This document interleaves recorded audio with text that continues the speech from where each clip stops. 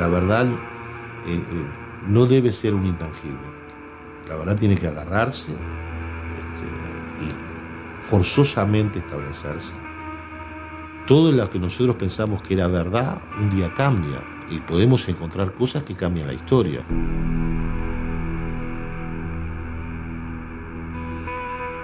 Si alguien dice que tiene la verdad absoluta de lo que pasó en la historia de Brasil desde 1964 hasta el 2012, y considera que ya lo sabe, o él es el fantasioso o es un necio. La historia hay que recuperarla, no está recuperada. Al contrario, está oculta. Los silencios son parte del ocultamiento de la verdad. ¿Por qué? Atenção. O senhor presidente da República deixou a sede do governo.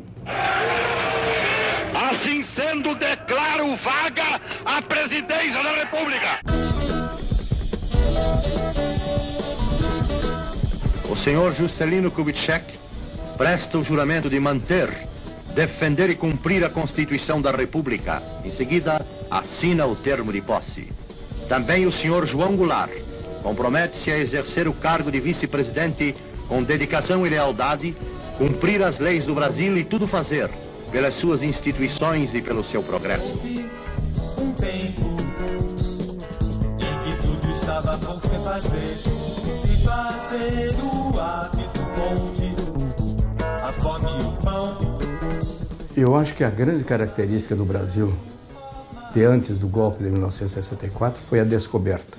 O Brasil até então não tinha se descoberto. O Brasil não existia para si próprio. Havia um Brasil ali cheio de otimismo, cheio de esperança, um Brasil que crescia, que se desenvolvia. O Brasil crescia violentamente, crescia 11% ao ano. Quer dizer, é uma taxa de crescimento que nunca foi atingida até hoje. Uma época maravilhosa de se viver. Copa do Mundo, Bossa Nova, tudo isso tinha um clima muito bonito.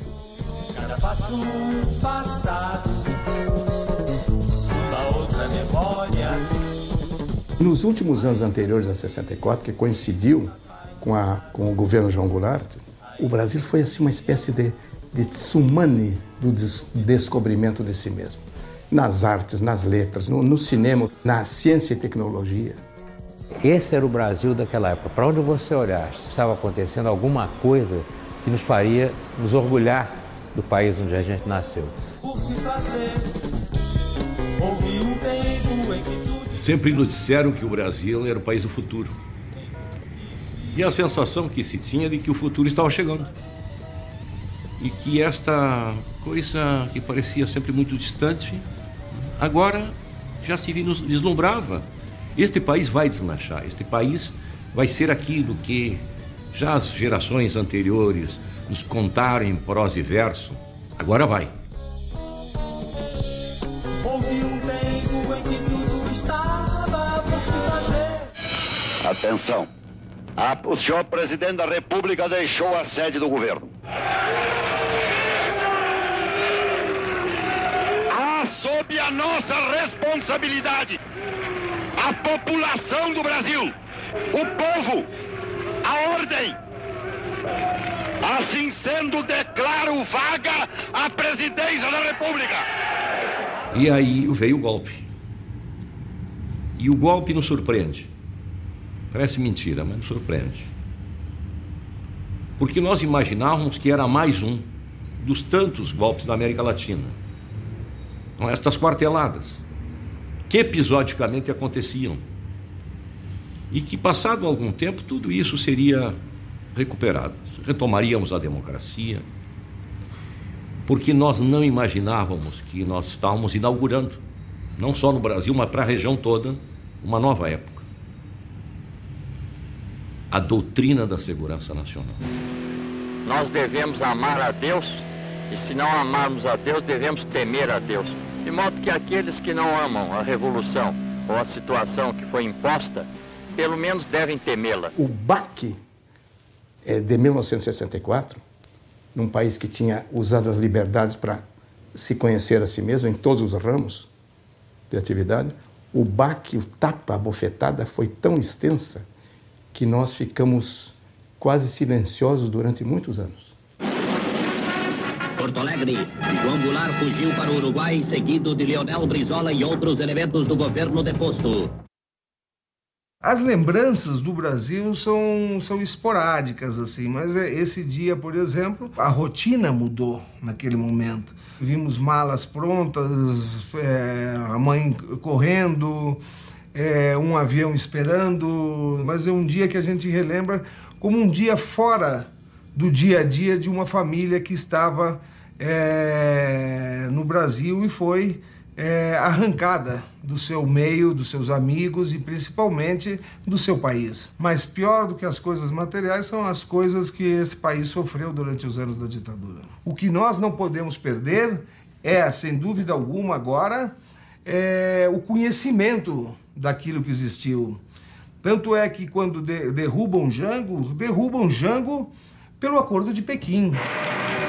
Na tarde de 13 de agosto, chega a Pequim João Goulart, vice-presidente da República dos Estados Unidos do Brasil. Quando, em 61, há a renúncia de Jânio Quadros, ele estava na China, sim. Quanta sabedoria. 61, João Goulart estava na China tratando de negócios. Passados todos esses anos, todo mundo quer vender alguma coisa para a China.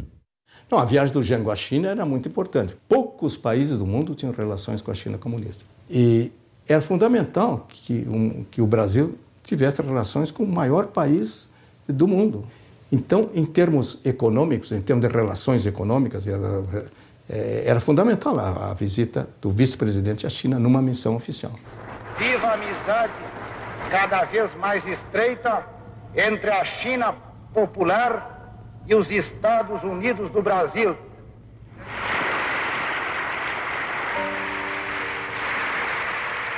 Viva a amizade dos povos asiáticos, africanos e latino-americanos.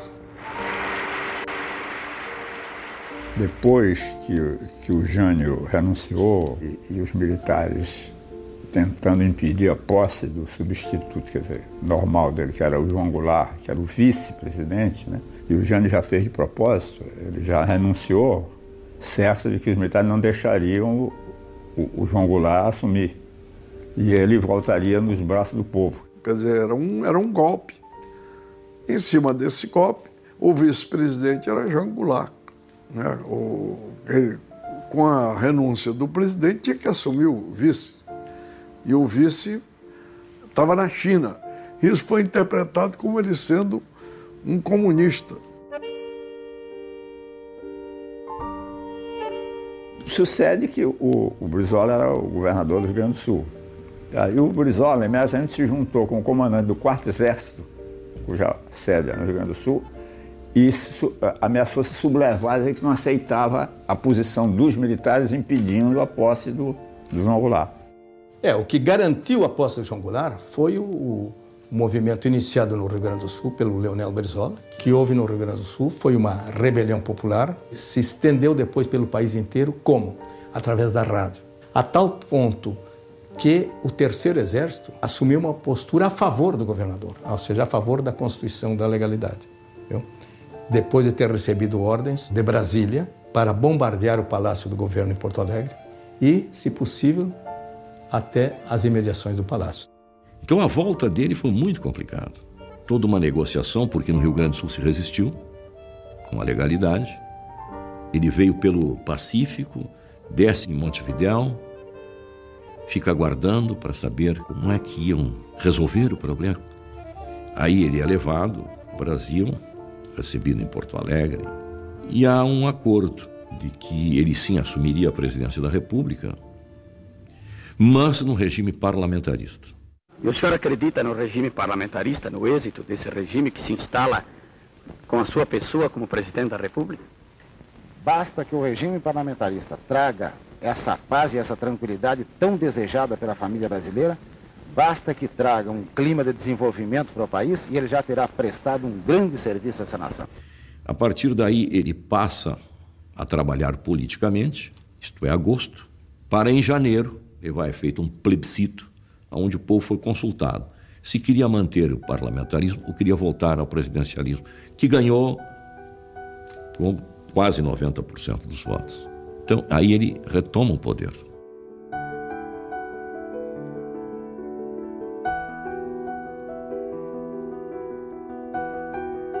Veja, ele foi capaz de fazer uma engenharia política e, sem violência, reconquistar aquele poder que lhe havia sido tirado.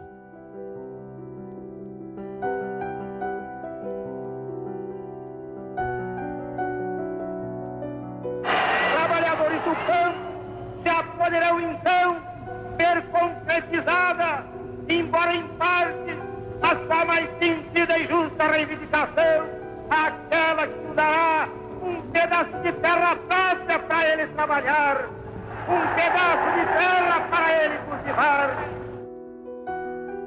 João Goulart chega ao governo com uma mensagem admiravelmente ambiciosa. A tese das reformas estruturais, chamadas reformas de base, né? E dentre elas uma que era outro tendão de Aquiles, não é? Que é a reforma agrária. Naquela época, você sustentar a tese da necessidade da reforma agrária como condição do desenvolvimento econômico do país era verdadeira, era correta, mas era um desafio às forças dominantes. E havia uma grande preocupação dos Estados Unidos com o Brasil. Aqui o Brasil não poderia ir para a esquerda. Seria um desastre para toda a América do Sul. CBS reports Brazil, the rude awakening. When Cuba erupted into communism, we asked ourselves why? Why did it happen? Could we have prevented it? The United States became conscious of Cuba when a man with a beard seized power 3 years ago. We became conscious of Brazil when a man with a mustache quit power 2 months ago. Cuba is gone. As Brazil goes, so goes South America. It is time for foresight, because Brazil is growling and rumbling with potential explosion. Questão de João Goulart comunista, isso é um dos absurdos, não é? Era um grande proprietário de terras. Agora, dizer que ele tinha assim, um pensamento preocupado com o social, sim, mas eu nem diria socialista, quanto mais comunista. Um homem preocupado com o social, de desenvolver o Brasil, de fazer a reforma agrária, sim, mas fazer a reforma agrária capitalista, dando a cada novo proprietário um título de propriedade. Isto é o contra qualquer conceito comunista. Foi um governo muito contraditório, mas que manteve uma política externa independente, e isso é que levou o João Goulart a ser deposto. Porque os Estados Unidos não permitiam, naquele momento, nenhuma política externa que não fosse dirigida a partir de Washington. Jangon rétablit les relations diplomatiques avec l'Union soviétique, défend les droits révolutionnaires de Cuba et combat dans l'organisation des États américains les forces favorables à une intervention militaire dans les pays voisins. Kennedy exige que Jangon indemnise les entreprises nationalisées, qu'il rompe le commerce avec les pays socialistes et qu'il annule le veto mis sur les activités des entreprises américaines exportatrices de minerais. Tem a história que o Robert Kennedy veio como emissário do John Kennedy dizer para o Jango que ele tinha que mudar a política e deu uma lista lá dos ministros que ele tinha que tirar, e ele disse que não ia tirar nenhum daqueles ministros. Ele foi para o confronto com o Império.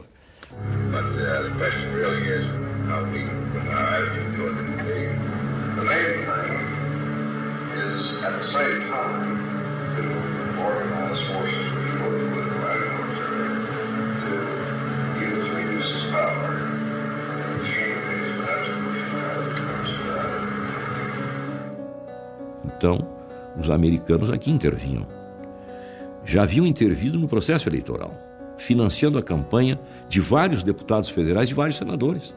Financiamento poderoso, de muita verba. Montou-se no país também estruturas pagando a imprensa para publicar artigos contrários a João Goulart. As cover actions da CIA e dos americanos são ações feitas encobertas. É o desgaste público, o desgaste das instituições, é o desgaste da população através do processo inflacionário. Eu era bastante jovem, mas tenho boa memória. Eu lembro do padre Peyton, que veio ao Brasil para salvar cristãos do comunismo em praças públicas. Então veja, até a igreja manipulada em função de um golpe.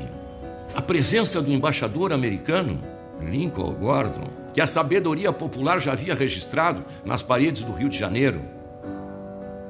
Basta de intermediários. Lincoln Gordon para presidente. Hello? Oh, Mr. President, this is George Ball. Yes, George. The anti-Gulag governors are apparently going to meet Wednesday, and on the basis of the information that Gordon has, there's a significant number of the governors who are prepared to move against Goulart, about 9 of them altogether, which is a very effective number. I think we ought to take every step that we can, be prepared to do everything that we need to do, just as we were in Panama, if that is at all feasible. Right. Thanks, President. We just can't take this one, and I'd get right on top of it and stick my neck out a little.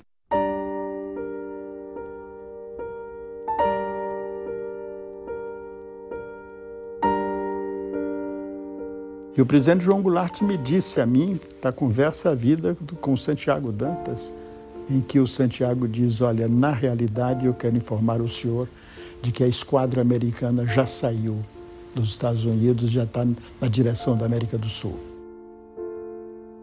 Só que o general Mourão Filho, de alguma forma, ficou sabendo de que havia um golpe em marcha e antecipou. E sai com a sua tropa de Minas Gerais. E ele sai de Minas, antecipa e causa uma grande confusão. Então isso nos levou a um beco sem saída. Não havia alternativa. Nós tínhamos um projeto inovador, não tínhamos como levá-lo a cabo. Havia uma expectativa de que por trás do Jango estava o Brizola imaginando um golpe. Veio o golpe.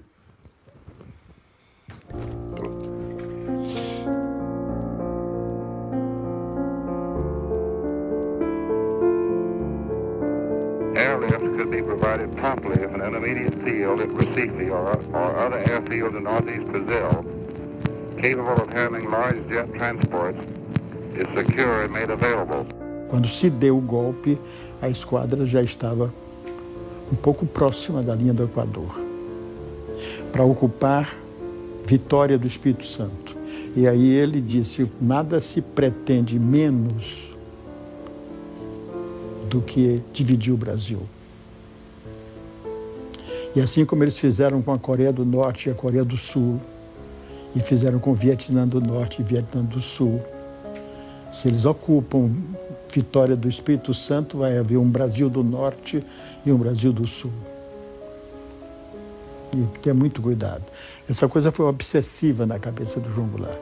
Eu e mais 2 jornalistas, o Fernando Pedreira, que era do Estado de São Paulo, e a Maria da Graça Dutra, que era do Correio Brasiliense, fomos os últimos e os únicos a estarmos com o Jango naquele dia, 1º de abril, quando o Jango sai do Rio Acuado, vai para Brasília, e em Brasília já ele decide ir para Porto Alegre. O general Ladário Telles, ele era o comandante do 3º Exército quando ele faz a declaração no dia 1º de abril. Não concordo com essa posição de fecharem a Constituição, de derrubarem a Constituição, de deporem o presidente da República. Eu não concordo. Então nós todos aconselhamos o presidente a que ele fosse para o Rio Grande. Quando chega em Porto Alegre, já o Mazili tinha sido empossado na presidência da República. Que o Congresso também dá o golpe. O Congresso é que dá o golpe. O Congresso é que formaliza o golpe. Os militares dão o golpe e o Congresso formaliza o golpe. Empossando o Mazili, que não podia. Agora, não podia ser empossado porque o presidente da República estava com o governo em Porto Alegre. Mas com a conivência do presidente do Congresso, Auro de Moura Andrade. Abandonou o governo. Esta cefalia configura a necessidade do Congresso Nacional como poder civil. Nós estávamos assim acordados ainda, quando ouvimos por volta assim de 5 horas da manhã, jornais de rádio entrando de improviso e dizendo o presidente dos Estados Unidos acaba de reconhecer a legitimidade do governo, do novo governo do Brasil. 3 horas depois. O general Ladário chegou um momento que disse ao presidente: olha, presidente, eu tenho condições de resistir, mas haverá um banho de sangue nesse país. E o presidente disse ao general que se a permanência dele no governo seria um banho de sangue entre os irmãos brasileiros, que ele preferia ir embora. Quando o golpe foi dado contra Jango, o Ibope tinha levantamentos que davam a Jango 78% ou 80% de intenção de voto. E Jango, quando cai, não cai por ser um governo fraco. Senão não o teriam derrubado. Faltavam poucos meses para as eleições. Jango cai exatamente por propor as reformas de base que fariam desse país, sem dúvida alguma, uma potência mundial naquele momento.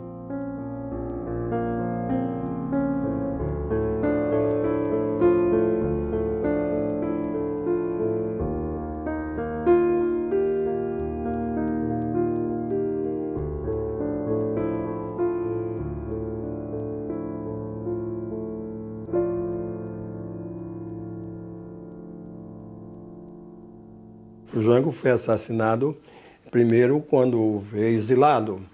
E o exilado é um morto vivo, que sente, que é jogado na beira da estrada, que lhe negam qualquer direito ou acesso a qualquer coisa, mas que ele sente, ele respira, é um morto que respira. E nesse respirar do Jango, uma das grandes angústias dele era o total de respeito daqueles que foram liderados seus, que procuraram se acomodar ou pelo menos não se comprometer na convivência política com ele, salvo aqueles que exilados estavam. Mas os que aqui ficaram se afastaram muito. Isso maltratava muito o Dr. João Goulart. E o que assinala muito essa mágoa do Jango, esse sofrimento dele no exílio, eu acho que eram as estadas dele da cidade de Santo Tomé, que é fronteiriça a São Borja.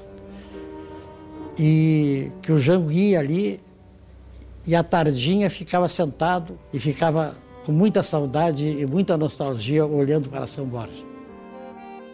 Com a sua atitude de ir para o exílio e de não resistir, hoje a história lhe está dando a vitória. Porque qual foi a grande vitória de Jango? Preservou seu território, que estava em risco diante de uma resistência, e principalmente preservou o povo brasileiro de uma guerra civil. Há 4 anos passados, o Dr. João Goulart é que era o perigo. Então, como é que agora eu posso me aliar ao que era o perigo há 4 anos passados? É muito simples, porque o que era o perigo há 4 anos passados agora é um aliado precioso na direção da mesma luta que sempre travei, pela democracia e pelo progresso do Brasil. O perigo agora é outro. O perigo é nós ficarmos passando da mão de general para general e o povo não ter mais nem liberdade, nem possibilidade de fazer valer os seus direitos. A Frente Ampla foi em 1967, num período de abertura do governo Costa e Silva. 3 grandes da Frente Ampla, que eram Juscelino Kubitschek, João Goulart e Carlos Lacerda. O único que não tinha perdido os direitos políticos era o Carlos Lacerda. Então, o único beneficiário concreto era o Carlos Lacerda. E aí, isso gerou também alguma resistência do Brizola, que não aderiu à frente. E Jango, sempre numa posição política e colocando o Brasil na frente das suas prioridades, ele disse: olha, eu fiz a Frente Ampla porque nós estamos aqui no exílio lutando contra uma ditadura de 38, e aí chegou o Lacerda aqui com uma metralhadora dentro da nossa trincheira, vamos colocar e depois a gente resolve as nossas divergências. É uma tentativa política, não é? Que eu acho que foi válida. Dr. Carlos Lacerda, Vossa Excelência ganhou mais ou perdeu mais com o encontro de Jango e o rompimento de Sodré? Não sei se ganhei mais ou perdi mais, sei que o Brasil ganhou.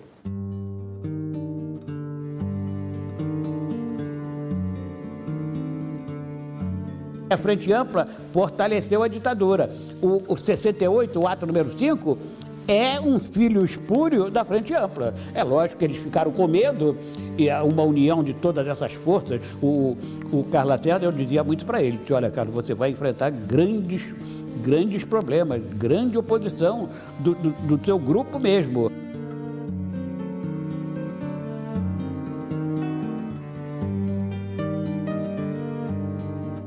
Então começa a se notar que era uma ditadura que vinha para ficar, que é 68.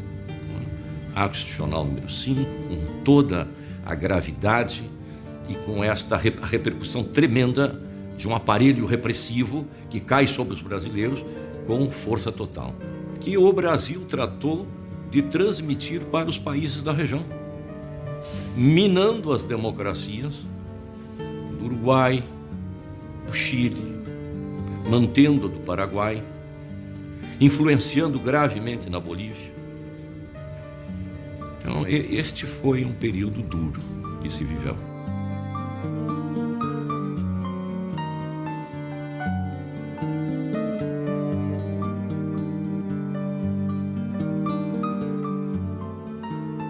Quando nós chegamos em 64, existia uma democracia, mas quando cai o regime uruguaio, quem suporta toda a ditadura uruguaia é o exército brasileiro, principalmente o terceiro exército. Então, é lógico que até aquele momento nós não sofremos de parte do Uruguai nenhuma pressão ou tentativa mas após a queda da democracia no Uruguai, sem dúvida alguma, nós sofremos pressões. Eu fui preso, a mãe foi presa, o pai foi perseguido, o piloto do pai foi preso, a pressão era muito grande.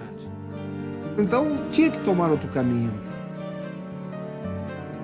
Teve eleições diretas na Argentina, o Perón foi eleito presidente e convidou o pai e a família para morarem na Argentina. E a gente foi para Buenos Aires com ele. Logo depois veio o golpe na Argentina também.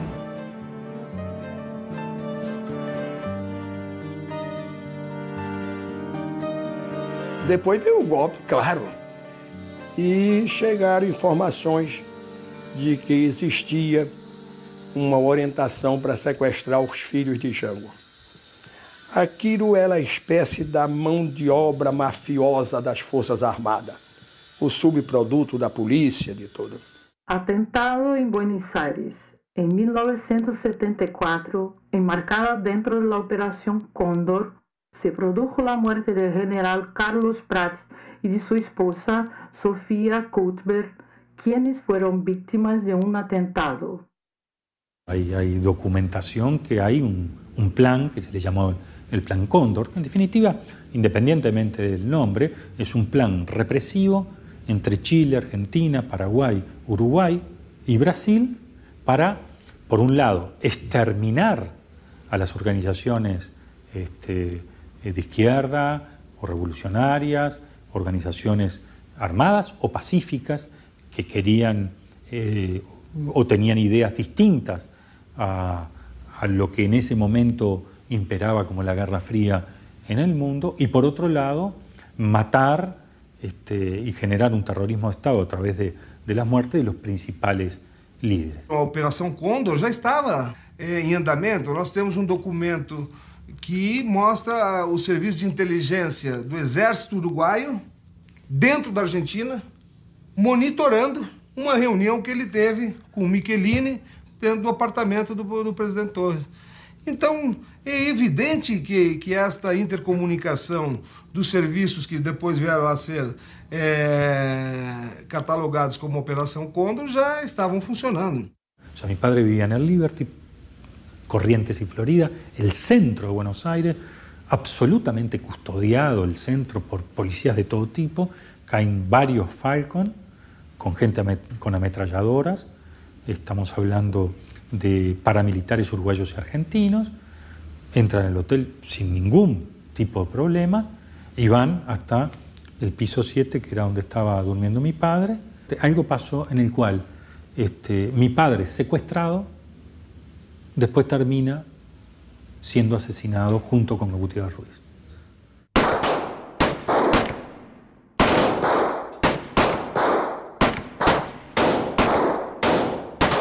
2 amigos do ex-presidente, 2 amigos uruguaios, 2 políticos uruguaios foram assassinados na Argentina em maio de 76.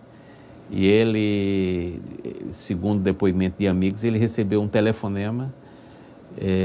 Alguém dizia, você será o próximo. Mas quando mataram o Torres também descobriram um grupo que disseram que uma das coisas que seriam feitas era assassinar o Jango e os filhos e sequestrar os meninos. Authorities are not saying what kind of bomb was responsible. Former Ambassador Letelier was pronounced dead on the scene. Letelier had been an outspoken critic of the military regime now ruling Chile. Evidentemente se concentra em 1976 toda esta perseguição, né, aos exilados de uma forma ou outra, principalmente na Argentina e Chile, enfim. Contexto norte-americano. A eleição de Jimmy Carter com um discurso claro de que não estava de acordo com práticas das ditaduras do Cone Sul. Isso me leva a supor, e creio que com bastante razão, que as ditaduras militares da região começaram a preocupar-se com uma transição sob a qual eles não teriam controle. É o jogo da abertura. A abertura para a América do Sul, quer dizer, a substituição dos militares que não permitiam, de certa maneira, que se abrisse também as economias. Eles fecharam os regimes políticos e estatizaram as economias. E isso passou a desagradar.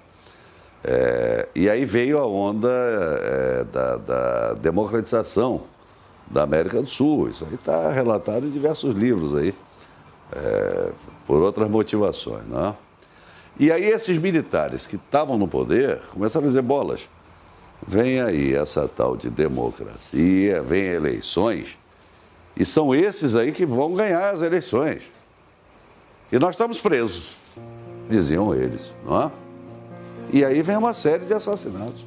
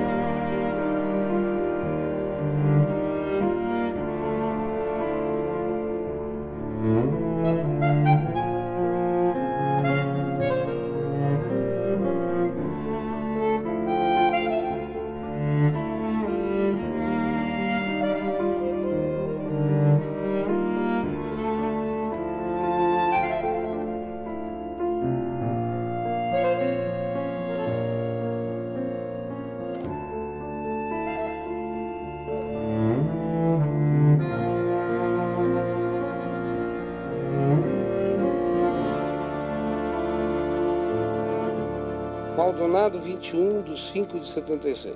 João Vicente, meu bom amigo, em Buenos Aires, um clima cada vez mais tenso. Há 2 dias, sequestraram do hotel e de sua residência os nossos amigos. Senador Michelini e deputado Gutierrez Ruiz. Uma monstruosidade que me leva a pensar no meu futuro na Argentina. Já me sinto velho e um pouco desanimado para novos empreendimentos. Isso talvez fique para vocês. João Goulart o mês de setembro, recebeu um aviso do chefe de polícia de Buenos Aires, dizendo: até aqui, doutor João Goulart, nós mantivemos a sua segurança. Daqui para frente, não posso mais lhe garantir nada. É aí que ele resolveu que ele ia sair também da Argentina, não queria mais ficar no Uruguai e na Argentina, ele queria ir para Paris e para Londres com os meninos. Foi para Londres, voltou para organizar os negócios todos para sair também, porque isso ele me disse: olha, nós vamos sair daqui, vamos sair em seguida. A principal obsessão de João Goulart nesse período não era ir para a Europa visitar os filhos, era voltar para o Brasil. E há um relatório secreto do SNI, essas histórias há muita fantasia a respeito, mas eu acho que há indícios claríssimos assim, de que ele realmente planejava voltar ao Brasil. Ele não ia esperar que um dia a anistia viesse. E há um relatório do SNI, produzido em agosto de 76, um relatório confidencial, que diz o seguinte: em Paris, pela obsessão da volta e das perspectivas que eles estão criando no Rio Grande do Sul, João Goulart mostrou-se inclinado a regressar ao Brasil. Ao lhe ser ponderado que conviria, antes de adotar tal decisão, o reexame da questão, respondeu que seu propósito de retorno está admitido, em princípio, sem haver uma resolução definitiva. Ou seja, havia a intenção de João Goulart clara de voltar. Isso foi registrado em relatórios secretos do Serviço Nacional de Informações, o famoso SNI. O Brasil o tinha caçado por 10 anos. Ou seja, ele era livre para voltar para o seu país. E quando ele se preparava para voltar, existe uma circulação interna do Silvio Frota dizendo: se o ex-presidente chegar oriundo de qualquer parte, em qualquer ponto do território nacional, será preso imediatamente, levado a uma unidade militar e incomunicado de quem quer que seja. Então é evidente que existia uma perseguição brutal em cima dele. E um lance pouco conhecido dessa saga foi vivida pelo piloto e amigo pessoal de João Goulart, chamado Manuel Leães. Ele participou dessas gestões para uma possível volta de João Goulart. Ele recebeu a visita de um agente do SNI em Porto Alegre, em casa, que seria o emissário de militares. Ele interpretou, o Manuel Leães, essa visita como uma sondagem sobre a eventual disposição de João Goulart de voltar ao Brasil. Obviamente, o Manuel Leães comunicou essa visita ao João Goulart. Os dois teriam um encontro para discutir pessoalmente esse assunto e, por uma dessas coincidências inexplicáveis, no dia em que haveria a tal reunião, ele recebeu a notícia de que João Goulart tinha tido um infarto e tinha morrido na Argentina, né?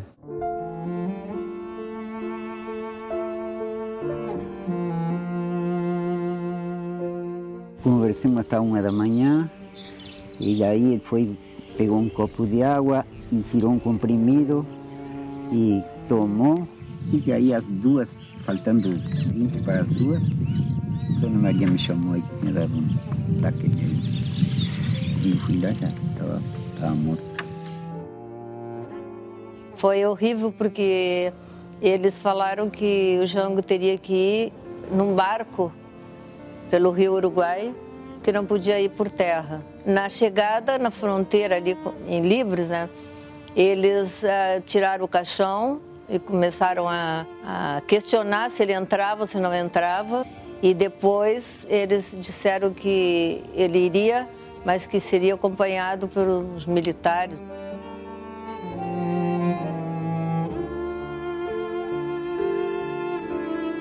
Entre Uruguaiana a São Borja, durante toda a estrada, havia pessoas acenando com o laço branco,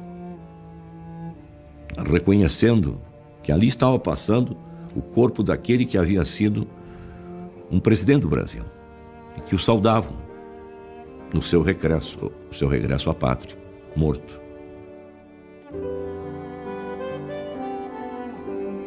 Um artigo muito importante do Carlos Castelo Branco, feito 2 dias depois da morte do João Goulart, em que ele diz: proibido de entrar no Brasil, sem direito a viver no Uruguai, morreu na Argentina como um peão em busca do galpão, o ex-presidente do Brasil.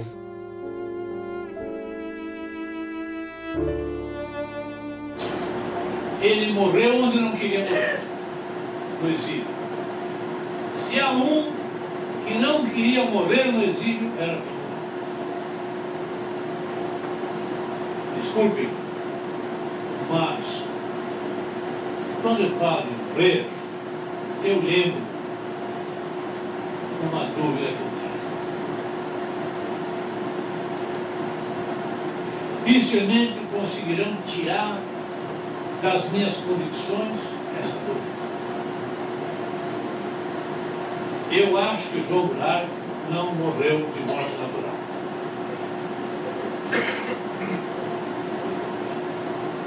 Como outros, naquela época,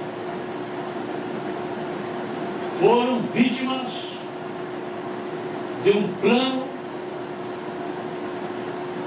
terrorista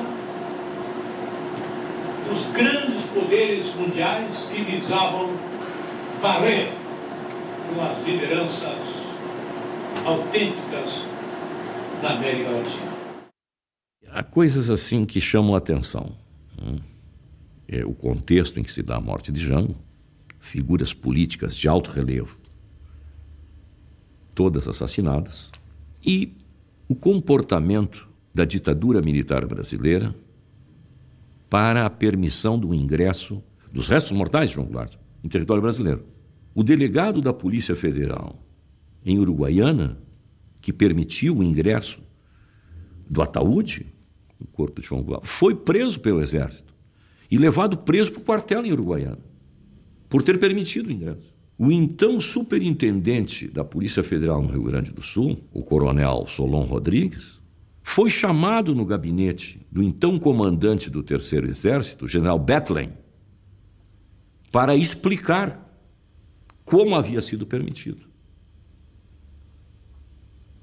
E foi punido. Perdeu a superintendência. Veja que até morto João Goulart foi matéria de grande preocupação para a ditadura brasileira. E há, sobre a morte de João Goulart, dois fatos importantes, que é o seguinte, né? É preciso ver que nessa época nós estávamos no auge da Guerra Fria. Então havia muita troca não só de informações, mas de suspeitas e de acusações. E um dos focos estava na Argélia, que era onde estava, por sinal, exilado o Miguel Arraes. Miguel Arraes escreveu uma carta ao João Goulart, dizendo que tomasse cuidado porque as forças de esquerda daquela situação estavam informadas que iria haver um atentado contra o João Goulart. Eu sou uma das pessoas, talvez, que soube antes dos fatos que isso ia acontecer, que ouviu a sentença que havia sido pronunciada nessa reunião do Cone Sul e que essa sentença começou a ser executada. Semanas depois, o próprio Brizola, cunhado do João Goulart, fez chegar ao Jango uma carta dizendo textualmente o seguinte: não durma 2 noites no mesmo lugar. Eu falei muito com o Brizola sobre isso. O Brizola falou assim: não, a situação era muito crítica, porque todo dia a gente recebia, não é? Eu recebi umas 2 ou 3 vezes, recebia notícias de que haviam matado o João Goulart. Brizola, ficamos sabendo, foi vítima, ao menos, de uma tentativa de assassinato por envenenamento. E ele estava no interior do Uruguai, sentiu-se mal e foi levado para um hospital imediatamente, o que acabou por lhe salvar a vida. Pensar que porque Jango no estaba generando una actividad política muy pública, no era un riesgo, yo no estoy muy convencido de eso. Yo creo que el solo hecho de que Jango esté vivo es un riesgo, porque es el líder. Brizola puede ser el que esté haciendo 1000 cosas, otros dirigentes del exilio pueden hacer 1000 cosas, pero el presidente derrocado es Jango. Si en Brasil había una reinstitucionalización o un proceso de mudanza o de cambio, como ya había ocurrido alguna vez en la historia, ¿quién era el candidato natural a recuperar la presidencia? ¿Quién era el presidente, el rey caído? Era Jango. ¿Quién era el que podía unificar? Precisamente porque tampoco se había hecho mucha cosa en la política. Era la víctima. Una víctima que seguía al lado de la frontera de Uruguay cualquier mudanza que pudiese haber dentro de la interna de la dictadura brasileña. Una diferencia entre el gobierno y el tercer ejército de Río Grande do Sul. Si ese tercer ejército venía y le decía, Chango, vení, ¿qué podía pasar? ¿Qué podía pasar a nivel mundial? ¿Cuál sería el presidente más reconocible o reconocido? Chango. Goulart não foi o único ex-presidente brasileiro a morrer em 76. A morte de Juscelino Kubitschek num acidente de automóvel surpreendeu o país. Qualquer pessoa sabe que as 3 pessoas mais importantes no caso de abertura no Brasil eram Juscelino Kubitschek, João Goulart e Carlos Lacerda. E se vocês pegam as 3 e junto a esse critério que me foi comunicado naquela oportunidade, só pode dizer que eles tinham sido condenados à morte. Morre o político, escritor e ex-governador do estado da Guanabara, Carlos Lacerda. Jango, dezembro de 76. Lacerda, março de 77. E mortes suspeitas. Lacerda estava gripado, foi numa clínica, tomou uma injeção para gripe e acabou morrendo. O acidente de Juscelino nunca foi bem explicado. E o caso de João Goulart nos remete à necessidade de investigar. Logo depois da morte do Lacerda, eu fui procurado por várias pessoas que acharam estranho a morte de 3 líderes da Frente Ampla. Juscelino, por exemplo, 10 dias antes da morte dele, correu o boato que ele tinha sido morto na mesma hora, 16 horas e 20 minutos. Correu a notícia, Juscelino morreu num acidente de estrada entre Lusiana e Brasília. Olha, Juscelino não foi, nesse dia Juscelino ia a Brasília, mas não foi, ficou na fazenda dele, em Lusiânia.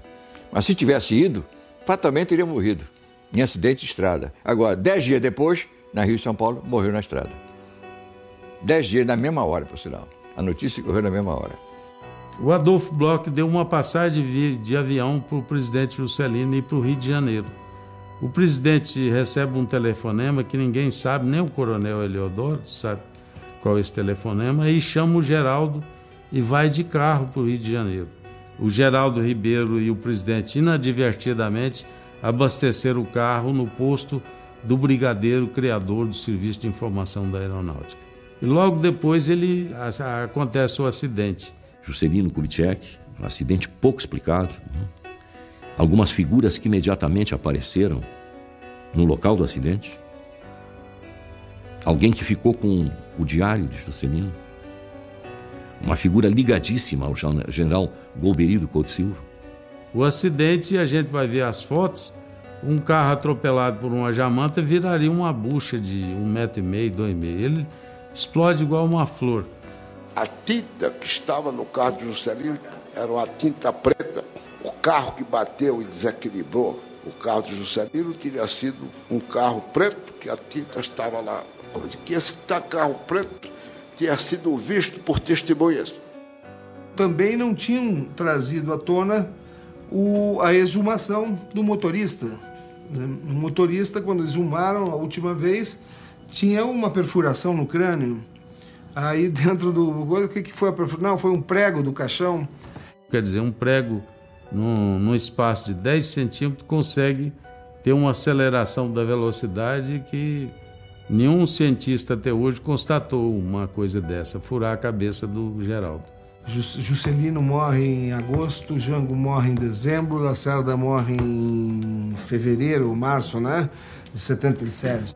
Então, no espaço de 9 meses, foram mortos aqueles que eles acreditavam que poderiam liderar novamente uma resistência civil, uma de liderança civil. A mecânica da morte é meio complicada. Enquanto a mecânica da morte do Juscelino foi, digamos assim, pode haver espaço para uma armação, do Lacerda também há suspeita que uma enfermeira introduziu o potássio, o soro fisiológico, que o Lacerda gripado estava na Casa de Saúde de São Vicente. Agora, no caso do João Goulart não há, digamos assim, uma teoria bem clara nesse sentido.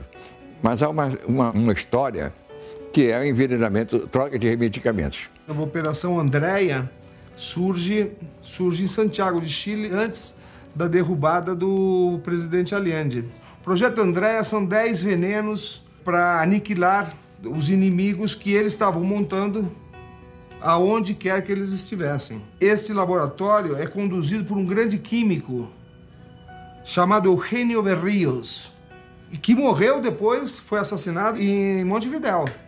Lá eles desenvolvem no Projeto Andréa 10 venenos sob a responsabilidade do químico Eugenio Berríos e o Michael Townley, que é um agente recrutado pela CIA, hoje vive sob proteção do governo americano. E é ele, Michael Townley, que na cara dos americanos executa o Letelier lá em Washington. Eles fazem um atentado contra o vice-presidente do Chile em Roma, terminam matando na França. Ou seja, não só se bastava exterminar os seus adversários dentro dos seus territórios, como aonde eles estivessem. No caso do João Goulart, ele morre na fazenda, né, em Mercedes. Os remédios que ele tomava, ele era cardiopata. Os remédios que ele tomava desapareceram, pura e simplesmente, da cabeceira. Entrou lá uma pessoa e entrou perguntando pelos remédios e recolheu os remédios. O corpo do João Goulart foi colocado de pijama dentro do caixão. Foi proibido abrir o caixão e todo esse deslocamento do corpo do João Goulart até o túmulo é acompanhado pelos serviços de informações brasileiros. Hoje, ontem, qualquer pessoa que morre em território estrangeiro é feita uma autópsia. E a surpresa grande foi que não foi permitido fazer autópsia nem na Argentina, não foi feito nem no Brasil. E depois, detidamente, a gente foi vendo a certidão de óbito dele. Consta morte por enfermidade, que é morte por doença, é uma coisa muito vaga, não é uma coisa que possa constar numa certidão de óbito. Essa coisa estranha, que lá morreu e não fizeram um exame para definir a causa-morte, autópsia, que se faz em qualquer pessoa, por mais desvalida, por mais abandonada que esteja. Um ex-presidente, o regime argentino, que era militar, ditatorial, ele tinha a obrigação de fazer até em defesa própria. Há 24 anos morria na Argentina o ex-presidente João Goulart, uma morte até hoje mal esclarecida e que está sendo investigada por deputados numa comissão externa. O Brizola que afirmava que o Jango tinha sido morto. Isso foi bem antes de 2000. Tanto é que o Brizola lutou e tal. O Miro era líder do PDT na época e o Brizola insistiu para ele abrir uma comissão de inquérito. O nome do ex-presidente João Goulart constava de uma lista de líderes políticos que deveriam ser eliminados pela Operação Condor, coordenada por militares dos países do Cone Sul. A afirmação é do deputado Neiva Moreira em depoimento à comissão externa da Câmara que investiga a morte do ex-presidente. O deputado Neiva Moreira foi contemporâneo de João Goulart e era exilado político na Argentina pouco antes da morte do ex-presidente. O deputado afirmou que viu a lista com o nome de João Goulart durante uma invasão de militares argentinos em sua residência. Essas afirmações reforçam as dúvidas de membros da comissão sobre a verdadeira causa da morte de João Goulart. Eu não acredito que o presidente João Goulart tenha sido assassinado. Isso é fantasia. Produziu um infarto às 2h40 da manhã, sendo que as evidências são no sentido do infarto. Por que eu vou começar a fazer locubração porque fulano morreu, Cicrano, Lacerda, tudo isso é teoria, porque não há... O que há de evidente era que ele era um cardíaco e teve um infarto devido a essas condições. Muniz Bandeira critica como una versión fantasiosa todo esto porque él ha escrito una versión oficial sobre la vida de Goulart. Y Muniz Bandeira tiene mucha importancia y conocimiento en Itamaraty. Es más, investigadores de Itamaraty, algunos documentos solo los abren después que los vio Muniz Bandeira. Muniz Bandeira tiene un poder muy grande en Itamaraty. Lo que a mí me llama la atención es que Muniz Bandeira considere que todo sea una gran mentira o una gran fantasía cuando hay efectivamente elementos que por lo menos generan sospecha. Eu parto como politólogo, como historiador, eu não posso partir de suposições. Ao apoiar minhas suposições, ou aceitar essas suposições sem provas. Quando se faz um projeto de pesquisa, a gente formula hipóteses, mas desde que possa ter a viabilidade de provar. Nós não queremos ser donos da verdade, como alguns historiadores querem. Não é? Mas são historiadores que também se posicionam a não revisar a lei da anistia. Quem conheceu o presidente João Goulart sabe que ele não era disciplinado. Churrasco à noite. Sabe o que aqui os médicos dizem para mim? Não comer nada pesado à noite. Comer à noite, fazer um churrasco de ovelha, imagina, um monte de gordura. É uma coisa terrível, né? Estava numa situação muito boa, um humor muito grande, fazendo regime, tinha deixado de beber, deixado de comer, comia muita carne, né? Estava realmente em franca recuperação. E não faz sentido a morte dele natural, não faz sentido. A sua suposição de que Jango foi assassinado começou logo após o seu enterro em 1976. Juan Carlos Minteg voltou do enterro e disse ao Carlos Olavo da Cunha Pereira, ex-deputado federal que estava lá exilado, que a morte de Jango resultara de um assassinato por troca de medicamentos. Que essa troca foi feita porque o médico na França, em Lyon, deu a ele 2 medicamentos, um de vasoconstritor e outro de vasodilatador. E houve uma troca. E aí ele teve um infarto. Que isso foi uma obra da CIA com os serviços. Essa foi a versão. Eu achava muito estranho isso. Mas essa desconfiança da morte do Jango, houve uma pessoa que logo que o Jango faleceu, acho que um ano depois, essa pessoa me procurou. Eu morava em Porto Alegre, no Hotel Plaza São Rafael, e ele me procurou e me disse que queria conversar comigo porque ele tinha certeza que o Jango tinha sido assassinado. Essa pessoa chamava-se Henrique Fox Dias.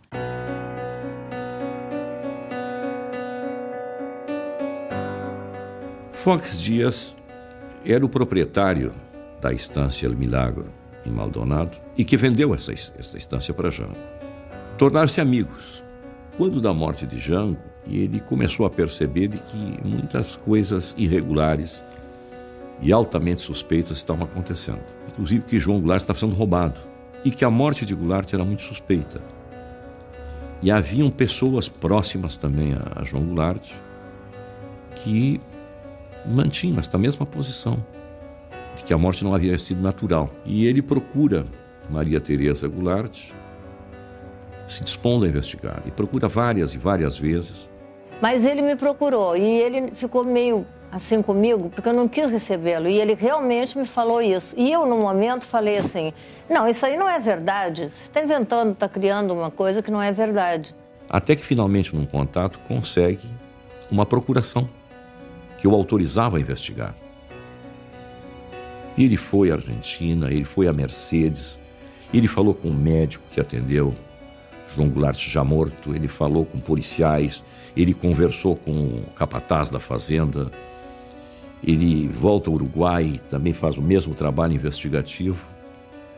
Mas 45 dias depois de Maria Tereza ter outorgado esta procuração, ela caça a procuração. O ex-presidente João Goulart morreu no exílio em dezembro de 76 e o traslado de seu corpo para ser enterrado em São Borja foi tumultuado.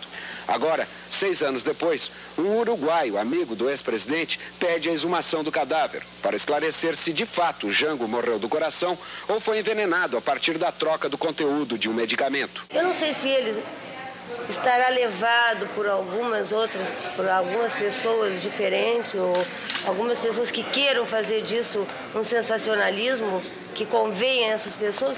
Eu acredito, porque ou então uma pessoa que realmente é um doente mental. E ficou assim, eu não acreditei, falei para ele que ele não me procurasse mais, mas ele ficou aborrecido comigo porque eu não levei o assunto a sério. Aí passou um tempo e ele sumiu, não apareceu. Depois ele começou a dizer que eu fazia parte do complô dos militares que estavam querendo assassinar o Jango.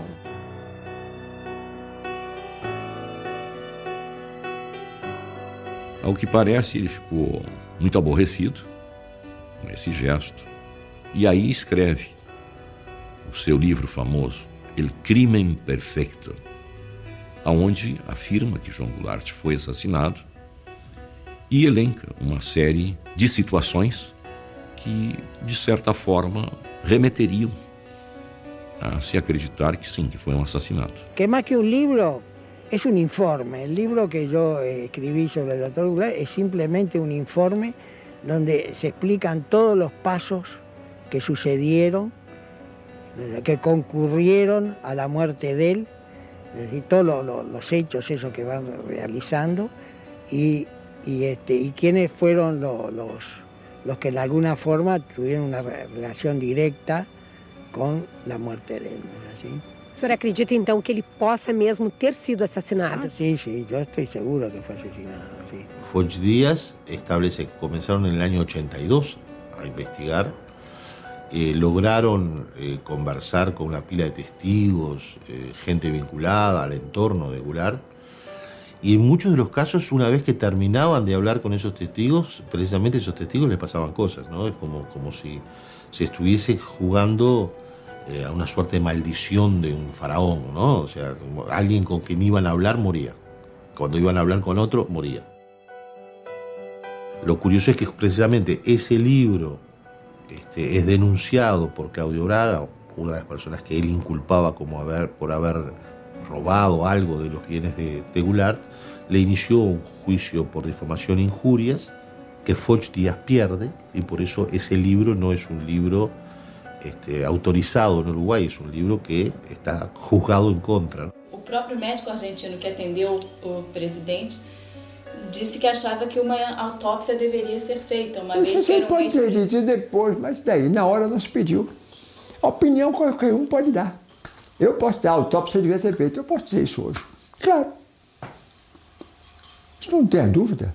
Ninguém é contra a autópsia. Eu digo, a autópsia poderia ser feita, sim. Mas acontece que ninguém pediu porque não havia razão na hora. É que ele também não deve ter sabido que depois que nós pedimos essa investigação pública, o médico foi atropelado e morto, né? Se você olhar, todo mundo que estava perto desse episódio morreu de causas pouco naturais. Inclusive uma pessoa que ia depor lá na comissão. Maldonado, agosto del 2006. El vuelo más importante del Cóndor. Entre paréntesis, plan. B. A partir de la fecha de mi denuncia de muerte dudosa de Goulart, realizada en el juzgado de la ciudad de Curisucuatiá, en la provincia de Corrientes, República Argentina, en 1982, fallecen 15 personas ligadas estrechamente al caso. Con excepción de una de ellas, todas mueren del corazón. Henrique Foch Díaz fez trabalho onde registra 18 mortes, sendo que 15 de ataque cardíaco, vinculadas de alguma maneira com o caso de João Goulart. Primero, Cayetano Fiordelmondo Goulart, Tito, brasilero, cocinero durante João Alonso Mintegui. Tercero, su señora esposa, Mintegui, brasilera. Cuarto, Jacques Bloch, Jaquito, brasilero, propietario de la revista Machete. Hugo Wilkin, Francisco Perocho, Pinocho, Percy Penalvo. Maneco Soares Leal, brasilero. Carlos de León. 13. Richard Rafael Ferrari, argentino, médico pediatra, residente en Mercedes, provincia de Corrientes. Buscado en su casa en la madrugada del 6 de diciembre de 1976, atiende al doctor Goulart, certifica su muerte.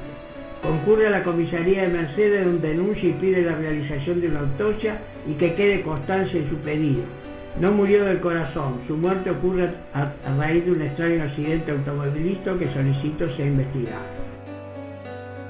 18 mortes, sendo que uma delas do ex-piloto de Jango, uruguaio, que veio de Buenos Aires, no barco que faz Buenos Aires Colônia, e no meio do caminho morreu. Ele vinha depor num processo. Morreu. De problemas cardíacos. Rubén Rivero, segundo piloto uruguayo, empleado por Goulart. Fue el primero que me habló de su certeza que el doctor fue asesinado y de la pasividad de sus dedos ante flagrantes delitos, robos y apropiaciones por gente del entorno de Jango.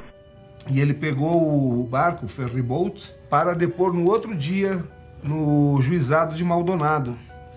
E ele morre também em circunstâncias... morre dentro do barco.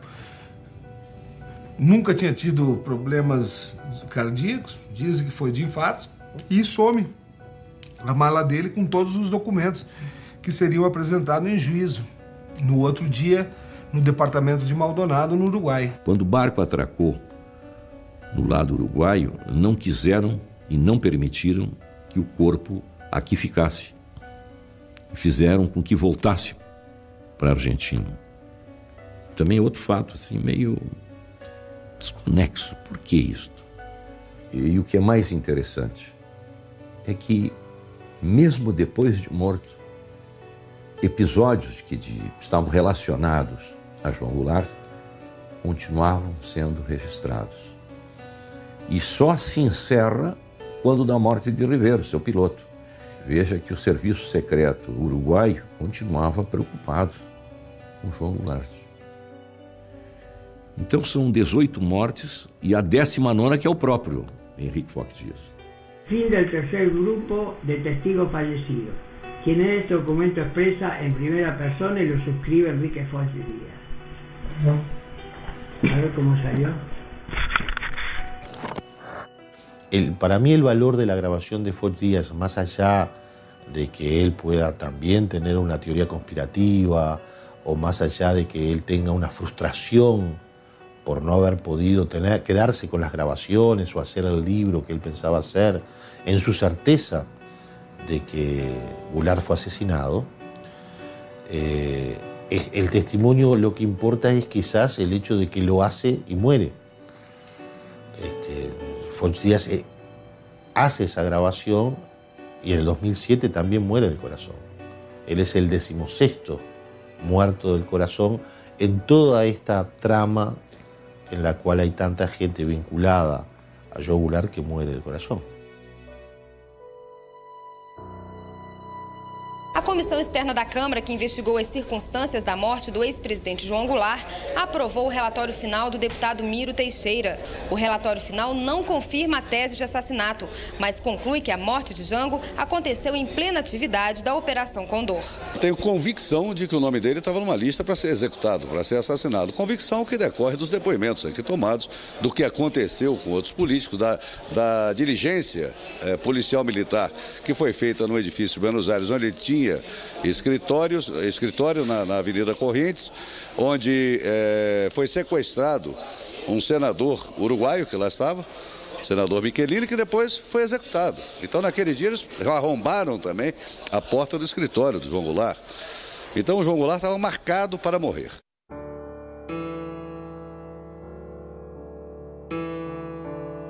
Meu nome é Mário Barreiro. No passado fui um agente do Serviço Secreto Uruguaio de um grupo denominado GAMA, Grupo de Ações Militares Antisubversivas, e me dediquei durante tempo integral à monitoração do ex-presidente João Goulart. En el año 2002, en noviembre, a mí me otorgaron un premio de Derechos Humanos en Porto Alegre. Cuando llegué a Porto Alegre me enteré que había un uruguayo en la cárcel que decía tener conocimiento de cosas de Uruguay, y fui a entrevistar a esa persona a la cárcel de Sochipa, que era Mario Ronald Barreiro Neira. Y entre las cosas que me contó sobre Uruguay, también me incluyó toda una historia que en aquel momento yo no la consideré de importante para mi artículo en Uruguay, que era la existencia de una conspiración para asesinar a Goulart en el marco del Plan Cóndor. Él en aquel momento habló de la Operación Escorpión y comenzó a dar una serie de detalles de algo que yo no tenía mucho conocimiento porque yo no había estudiado hasta entonces qué era lo que había pasado con la muerte de Goulart. Lo cierto es que cuando llegué a Montevideo con aquella grabación, comencé a investigar la parte uruguaya y efectivamente en la parte uruguaya muchos de los datos que daba eran ciertos.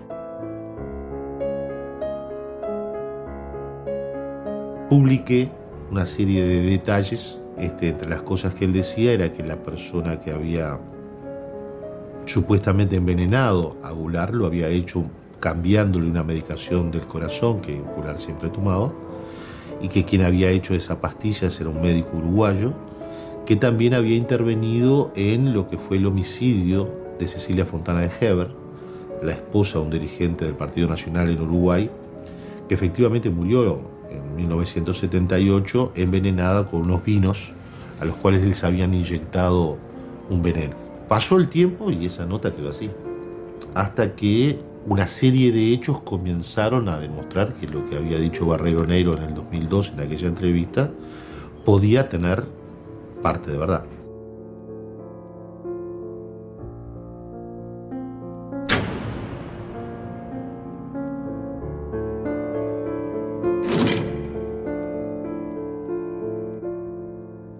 No sé quiénes son ustedes, imagino que quieren saber alguna cosa con relación a morte do ex-presidente, me imagino que debe ser eso, porque outra razão para me visitar aqui, não acho. Eu sabia que ele tinha dado essa entrevista para o Roger, porque eu tinha essa entrevista há muito tempo guardada. A primeira vez que eu vi o Barreiro foi nessa entrevista que eu fui como jornalista lá da TV Senado. Entrei como jornalista, que ele até começa dizendo: não, o João Vicente não dá bola, acho que está no Maranhão. Mas não sei qual é o interesse de você. A única coisa que eu vejo que esse fato nunca foi tomado com a devida seriedade. Eles tomaram de um modo leviano isso da morte de Goulart, mas ninguém reclamou. O filho está se dedicando, sei lá, à ganaderia, à agricultura. Também não se interessou. Dona Maria Teresa. Doña María Teresa Déjame decirte una cosa, es una mujer boa, mas... Déjame decirte una cosa, yo soy Vicente Goulart. Varias personas han estado... ¿Vicente? Sí. Y yo hice cuestión de venir acá porque van a ser 30 años de fallecimiento de la muerte de mi padre.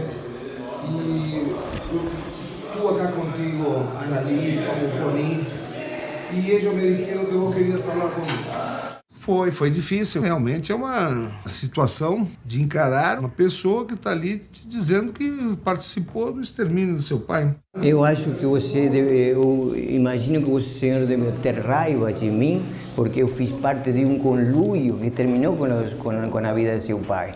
Mas eu não podia fazer muita coisa, não podia fazer. Era um elemento, uma engrenagem naquela máquina. Eu não era nada, era um tenente de fantasia. O tenente Tamuz era tenente para fazer as coisas. Mas agora eu reconheço que eu fiz parte de toda uma engrenagem, toda uma máquina para eliminar um homem que não merecia morrer. Não é porque o senhor que é o filho está hoje presente. Eu já venho dizendo desde o ano 84 que João Goulart não merecia aquilo, né?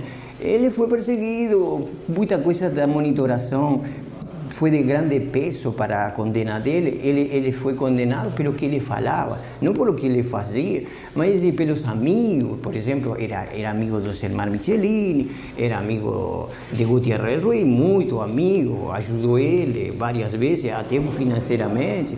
Uma das coisas que me surpreendeu no relato dele foi realmente que ele tinha conhecimento de uma batida de um carro que eu bati em Montevidéu e nunca foi feito o boletim de ocorrência. Só o fato dele saber disso, que só eu sabia, o telefone da fazenda, por exemplo, eu nem me lembrava, ele deu de cor. Tudo o que ele falava era monitorado, o que falava no telefone 220-30, me lembro, aquele da Milagro, o número do telefone era 220-30, me lembro até agora. Eu me tenho sentido meio envergonhado de estar falando com uma pessoa que, se você fosse um jornalista, eu me sentiria mais à vontade, né? Mas você, o filho, não reconhecia, né? Você está diferente. Puxa, eu já vi você várias vezes, vi uma vez com a filha do odontólogo, com a Estela, vi uma vez lá em Maldonado, você tinha cabelo comprido. Mário Barreiro Neira foi um funcionário da polícia de Montevidéu. Um radiotécnico que fazia a manutenção dos equipamentos de rádios das viaturas e da central. E que circulava, assim, no meio policial. E que participava de uma organização de ultradireita chamada Juventude Uruguaia de Pie. Gente arregimentada pela extrema-direita para ações de extrema violência. Sabia muita coisa. Diz algumas coisas importantes, sim, que nos levam a investigar. E investigar profundamente. Ele realmente conta que existiu, não é, uma operação que primeiro era de monitoramento e que depois, a pedido do governo brasileiro, tornou-se uma operação de extermínio. Conta com detalhes a reunião que o Fleury teria ido em Montevidéu, junto com o general Queirolo, junto com o Frederic Latras, que era o chefe da estação. Efectivamente había existido la presencia de Fleury, del DOPS brasileño, en conexión con Uruguay. También se descubrió que efectivamente Latras, un agente de la CIA, había estado operando en Uruguay como jefe de misión y era uno de los nombres que él manejaba. Los oficiales que él nombraba también eran ciertos. También se pudo investigar que era cierto que él había estado trabajando tanto en la policía como en prefectura, como en otro lado, con contratos de 1 año. Eso era cierto. Lo conocí en jefatura de policía.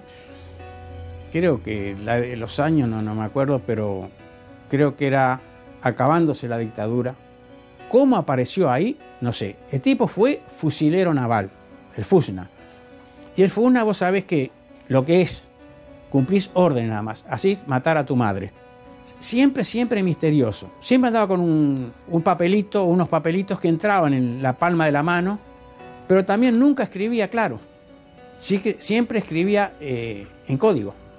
Y apareció en otra posición, fíjate que siendo fusilero, siendo policía, termina siendo ladrón y reducidor, muy bien informado y trataba de informarse más. Ahora, es capaz de hacer, para mí, cualquier cosa. Eu vi muitas coisas. Eu vi muitas coisas. Escutei de interrogatórios, vi torturas, espanquei também. Vi muita coisa. E vi como se confeccionava aquele elemento, aquele produto composto químico, ao qual não era somente um ingrediente que possuía um elemento que aumentava o ritmo cardíaco, tinha outro que engrossava a densidade do sangue e tinha um terceiro que aumentava a pressão arterial. Veio um composto químico proporcionado por um agente da inteligência dos Estados Unidos. Depois disso, quem confeccionou foi o Dr. Carlos Mille Golubos. Lo que eu soube e pude perceber que o Dr. Carlos Mille Golubos, o capitão Adonis, como médico legista, ele foi o que ficou no comando. Nós sabíamos que tinha 30 comprimidos, né? E um seria o letal. Desse modo, eu me perguntei, por que um e não todos? É tão caro? Não é que seja caro. É que não pode ficar comprimidos, não poderia ficar um comprimido para uma perícia. Ele continuou a visitar o Hotel Liberty. O Hotel Liberty era o ponto de encontro dos exilados. Tinha acontecido a morte do Semar Michelini. Ele continuou a ir ao mesmo hotel e, como taciturno, assim, meio pensativo, ficava naquele lugar onde mesmo se sentava com o ex-amigo dele, há pouco tempo executado e morto. Então houve uma necessidade de colocar uma araponga, uma pessoa com conhecimento de espião, para o serviço secreto ter acesso a uma série de medicamentos que o ex-presidente tomava. A morte estava decidida.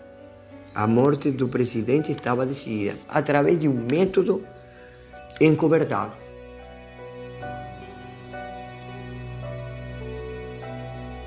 E tomei conhecimento da morte via rádio de VHF. Não estava no local quando aconteceu. Havia uma vontade de dificultar o regresso do corpo do presidente ao Brasil. Ele não poderia ser examinado por 48 horas. Por 48 horas, aquela substância poderia ser detectada. Amigos, la justicia uruguaya envió un exhorto a la justicia brasileña para interrogar al ex agente de inteligencia, Mario Barreiro Neira, quien acusó a su ex jefe Carlos Miles como uno de los responsables de la muerte del expresidente de Brasil, Goulart. A versão do Mário Neira Barreiro bate com o que aconteceu lá no Uruguai com o Carlos Miles. Ele estava exigindo um posto de diretor dentro de um hospital lá, não lhe foi dado, ele ameaçou dizer as coisas que tinha conhecimento e caiu da sacada do primeiro andar e morreu com o pescoço quebrado. Suicidaram o Carlos Miles. Todos los contextos y todos los entornos de lo que dice Barreiro Neira son ciertos. Lo único que falta es confirmar que efectivamente se le cambió la pastillita y que esa pastillita fue la que provocó la muerte de Goulart. Todos los demás contextos son correctos.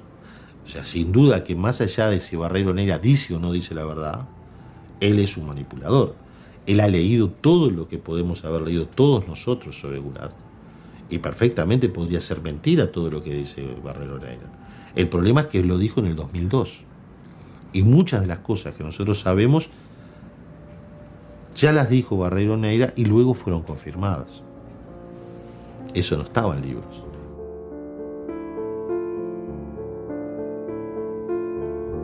Isso é fantasia. Ele fazer o veneno, botar, não sei o que, isso tudo é mal explicado. A troca de medicamentos de vasodilatador por vasoconstritor, isso poderia ter acontecido. Mas quem trocou? Só podia ser gente da alta intimidade dele. Eu não acredito que isso tivesse ocorrido. Eu até falava com o Muniz Bandeira, que ele é meio descrente do Mário Neira e tal, e eu mandei para ele o documento do agente B. E diz claramente o seguinte: ontem, de forma clandestina, o agente B esteve na residência do ex-presidente Goulart e de lá subtraiu carta do Perón, subtraiu carta não sei o quê, subtraiu das gavetas, porque essas cartas estavam em gavetas. Agora eu pergunto, quem subtrai clandestinamente documentos de uma gaveta não pode ter trocado um remédio? Hay una cosa que parece muy clara, que lo que dice Foch no es ajeno a lo que dice Barreiro Neira y no es ajeno a lo que dicen documentos. La documentación que existe sobre las actividades de Goulart en el lado uruguayo hablan de un informante dentro de su circuito. Hay un informante dentro del círculo más cercano a Goulart. Essa foto é muito emblemática. É um conjunto de fotos de um churrasco acontecido na fazenda de João Goulart, em Maldonado, que foram colocadas num papel ofício, timbrada, Serviço Nacional de Informações. Cada pessoa que aparece na foto está numerada e abaixo se dá o nome. Isto é do serviço secreto. Quem sacou as fotos? Quem é que tirou as fotos? Imagina, naquela época, uma câmera fotográfica não era nada discreta. Então, como num local de um ex-presidente deposto, rodeado de pessoas que haviam sido caçadas, alguém levanta uma máquina fotográfica e começa a tirar fotos e ninguém reclama. É porque sim, esta pessoa seria próxima, muitíssimo próxima, e que estava a serviço. Nós temos continuado a luta pela elucidação. Nós tivemos idas e vindas dentro do processo. Inclusive, em certo momento, a própria investigação no Ministério Público do Rio Grande do Sul, um dos procuradores tentou arquivá-la.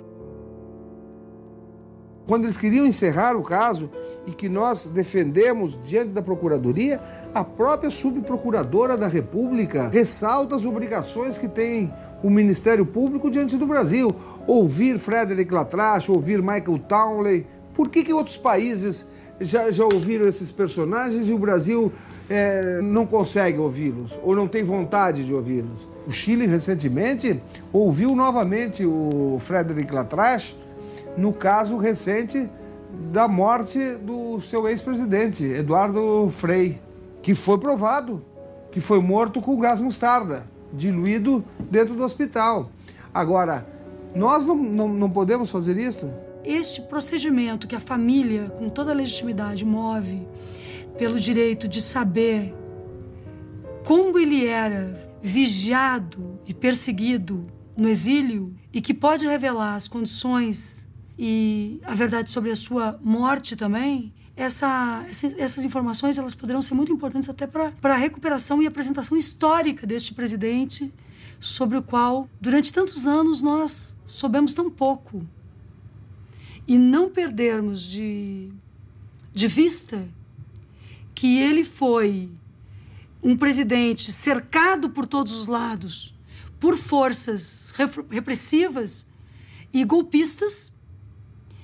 Ele foi cercado pelo interesse internacional e é por isso que as circunstâncias da sua morte, assim como a morte de Juscelino, são um ponto de interrogação para o Brasil e que a nação brasileira tem o direito pleno de conhecer o que ocorreu com ele. Porque o que ocorreu com ele diz respeito ao que ocorreu conosco, como nação.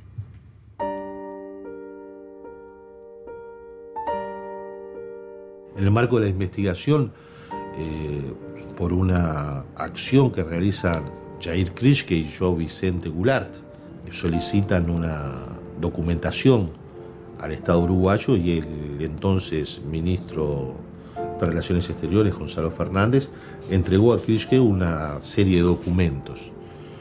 Entre esos documentos del Estado uruguayo se confirma que hubo un mes antes de la muerte de Goulart un movimiento dentro de su estatus dentro de Uruguay que puede hacerlo semejante a lo que le ocurrió a otras víctimas del Plan Cóndor.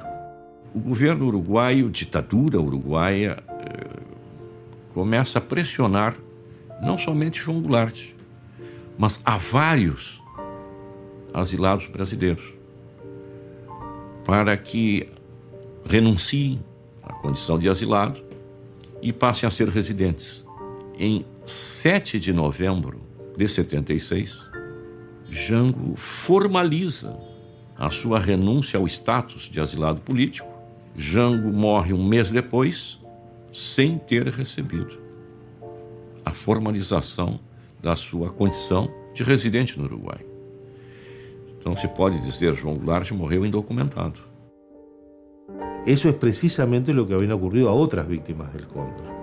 En 1974 el general Prats, chileno, no pudo salir de Buenos Aires porque se le anuló su pasaporte por parte del gobierno chileno y él no aceptó un pasaporte como refugiado de ACNUR. En 1976, el mismo año de la muerte de Goulart, los legisladores uruguayos Elmar Michelini y Héctor Gutiérrez Ruiz tienen una circunstancia similar. El gobierno uruguayo, por orden del canciller Juan Carlos Blanco, le anula sus pasaportes y Michelini, que pensaba viajar a Estados Unidos para hacer una denuncia ante el Congreso norteamericano sobre la situación de Uruguay, no puede viajar porque no tiene pasaporte. En el mismo 76 es que ocurre esto con Goulart.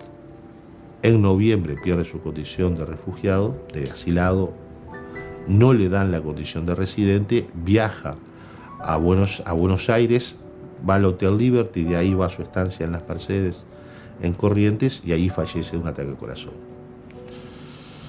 Hasta ahora lo que hemos podido investigar da para aumentar las sospechas de lo que Barreiro Neira dijo en 2002, pero no para confirmarlo. Uma pena que eles vayam a reconhecer que o Jango morreu quando todo mundo esteja morto, quando já não fica nenhum dos responsáveis. Que teria que ser algo oportuno, eficaz, preciso, como a informação, e oportuno. Depois de um homem estar morto, ¿de que sirve? Un periodista uruguayo viene y entrevista a una persona en una cárcel de Brasil que dice algo y en 10 años no se ha podido demostrar si es verdad o mentira. En 10 años la justicia no intervino. En 10 años lo único que hubo fueron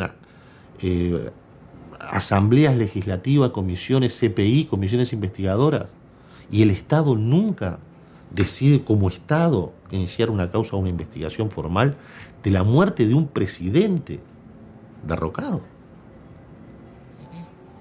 Condenando al teniente general Jorge Rafael Videla a la pena de reclusión perpetua, condenando al almirante Emilio Eduardo Macera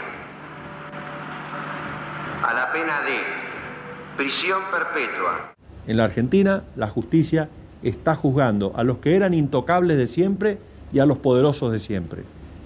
En este marco de este extraordinario proceso, nos llega la noticia de que acá, en la Argentina, en mi provincia de Corrientes, en el norte de la Argentina, habría sido asesinado Joao Goulart. Entonces se puso en marcha una causa que forma parte de este proceso de verdad y justicia.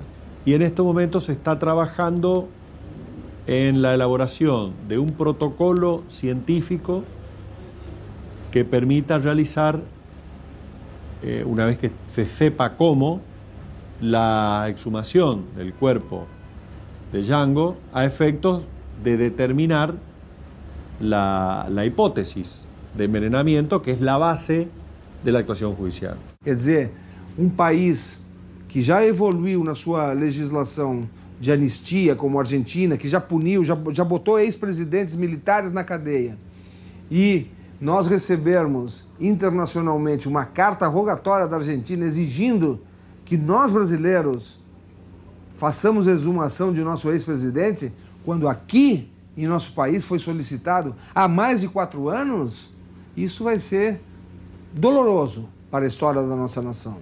Quiero utilizar una frase que no me pertenece, porque pertenece ya a todo el pueblo argentino. Señores jueces, nunca más. Silencio en la sala. Silencio. É de fundamental importância o conhecimento pleno daqueles que mataram, daqueles que torturaram, daqueles que lutaram, daqueles que resistiram. Porque, diga-se de passagem, a subversão se dá por aqueles que subverteram a Constituição, não por aqueles que lutaram contra a subversão da Constituição. Invariablemente, la historia nos demuestra que cuando se pierde la memoria y se oculta la verdad, los pueblos vuelven a repetir las tragedias de su pasado. O caso de João Goulart é um caso emblemático. É um presidente do Brasil que morre no exílio de morte altamente suspeita. Ele era cardíaco, sim. E isto afasta a hipótese de um homicídio? Não, claro que não. Só uma investigação séria é que poderá, sim, definir. Olha, foi um assassinato, foi uma morte por uma cardiopatia. E aí sim viramos a página. Antes disso, não. De jeito nenhum. Nós até hoje não sabemos se houve assassinato ou não. Então nós temos que ter um cuidado muito grande em dizer que foi assassinado. Agora, nós não podemos viver eternamente nessa dúvida, a família. É por isso que nós veementemente pedimos o final dessa investigação. No es cualquier caso, es el presidente derrocado de Brasil. El que en 1964 tuvo que exiliarse en otro país, cuando en Brasil comenzaba la doctrina de la seguridad nacional. Doctrina de la seguridad nacional que luego fue contagiada hacia Uruguay, hacia Chile, hacia Argentina.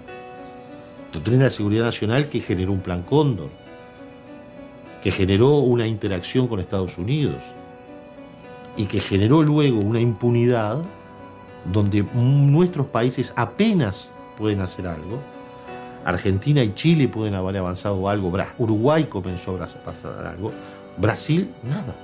¿Qué preso hay o qué juzgado hay ante tantos crímenes desde la Operación Bandeirante hasta la fecha en Brasil? Brillante Ustra, la gente del DOPS, Fleury. ¿Qué pasó? Miremos nuestros propios ombligos. ¿Y cuántos secretos tenemos? ¿Cuántos muertos hay en el ropero? Que nosotros podemos seguir jugando al detective, seguir investigando, encontrando pedacitos y haciendo titulares de diario o haciendo documentales o haciendo noticias. Pero esto es un tema político, en definitiva. Y hasta que el Estado brasileño no tenga la voluntad política de investigar en serio qué pasó con João Goulart, nosotros no vamos a llegar a la verdad.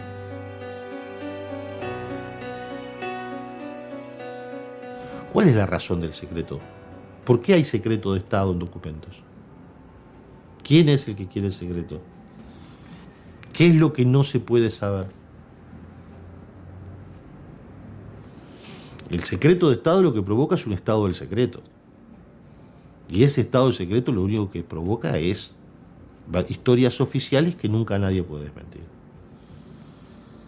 Yo como periodista lo que quiero es saber la historia y la verdad, y por lo tanto romper con los silencios. Los silencios son parte del ocultamiento de la verdad. Y el secreto de Estado es eso, un secreto. Evitar que se sepa la verdad. ¿Por qué?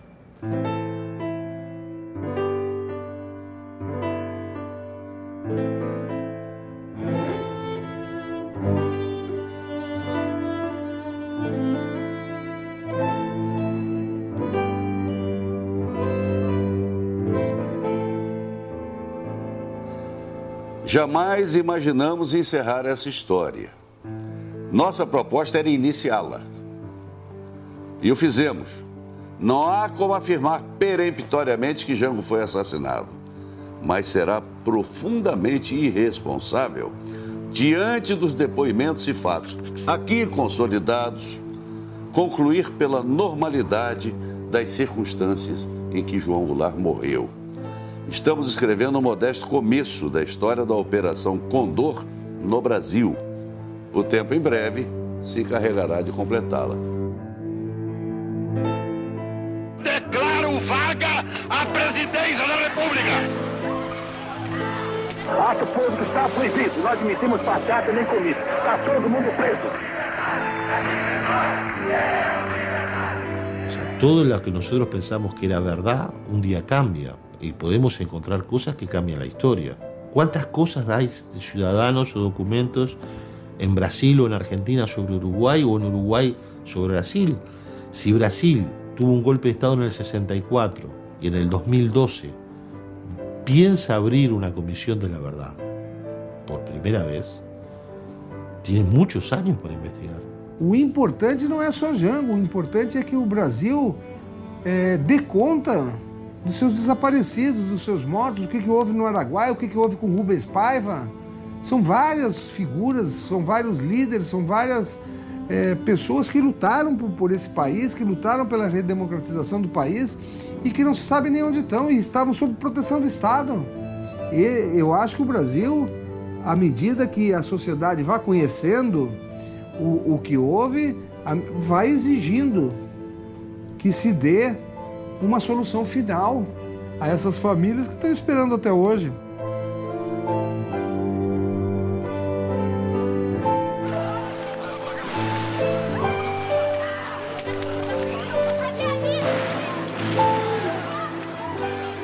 As famílias cumpriram um papel essencial de manter viva a memória, seguirem lutando por um direito que é delas, mas que diz respeito a todos os cidadãs brasileiras, que é a verdade sobre aquele período. A narrativa histórica oficial, ela não tem só lacunas, ela tem inverdades estabelecidas.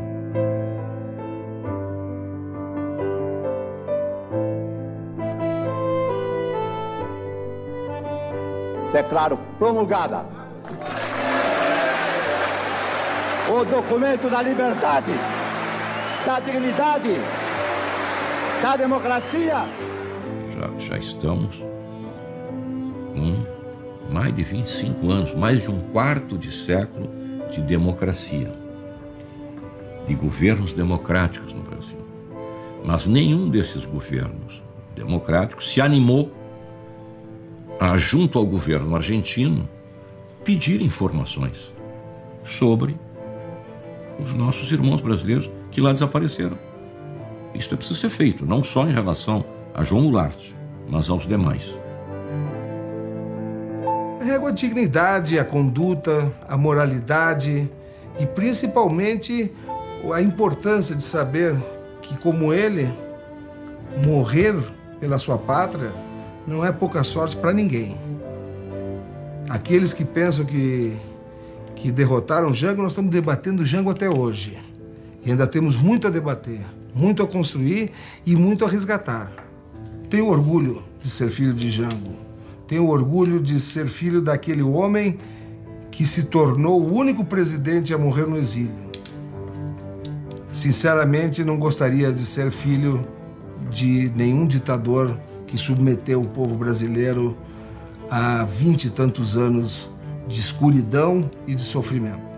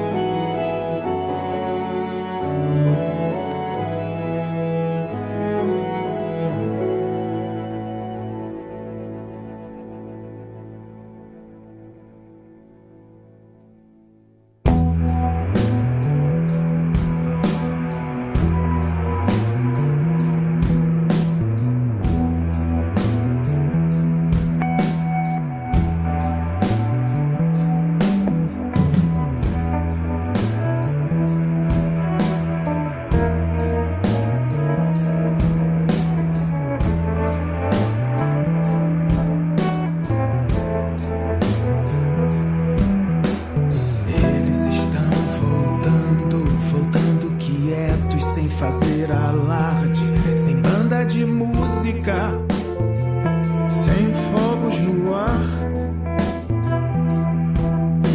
Chegam sofridos, trazendo suas mágoas guardadas no bolso, trazendo suas dores marcadas no rosto.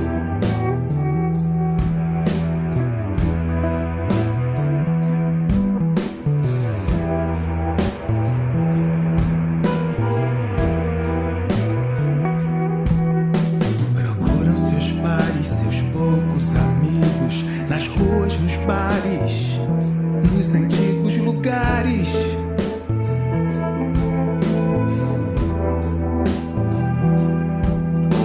procuram seus mortos, suas velhas imagens, às vezes as vozes ouvidas no exílio.